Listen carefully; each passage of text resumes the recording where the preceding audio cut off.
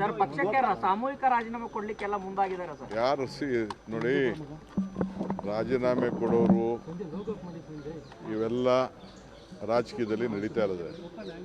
ರಾಜೀನಾಮೆ ಕೊಡೋರ ಬಗ್ಗೆ ಯಾರು ತಡೆಯೋಕ್ಕಾಗಲ್ಲ. ಪಾರ್ಟಿ ಬೇಕು, ಅವ್ರಿಗೂ ಭವಿಷ್ಯ ಬೇಕು ಅಂತಂದರೆ ಪಕ್ಷ ಇದ್ದರೆ ಇದು.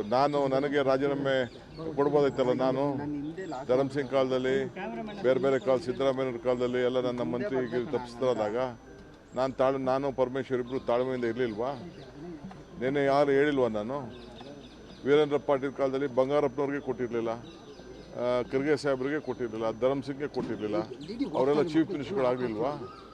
ಇವೆಲ್ಲ ಪೇಷನ್ಸಿಂದ ಈ ಸಂದರ್ಭದಲ್ಲಿ ಇರಬೇಕಾಗ್ತದೆ. Party is very much important.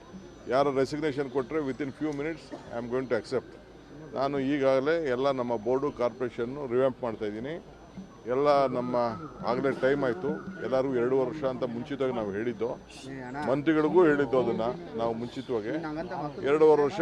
ಈಗ ಎಲ್ಲರೂ ಕೂಡ ನಾನು ರೆಸಿಗ್ನೇಷನ್ ಸಬ್ಮಿಟ್ ಮಾಡಿ ಅಂತ ಅಂದ್ಬಿಟ್ಟು ಬೋರ್ಡು ಕಾರ್ಪೊರೇಷನ್ಗೆ ಫಸ್ಟು ನಮ್ಮ ವರ್ಕರ್ಸ್ಗೆ ಹೇಳ್ತೀನಿ.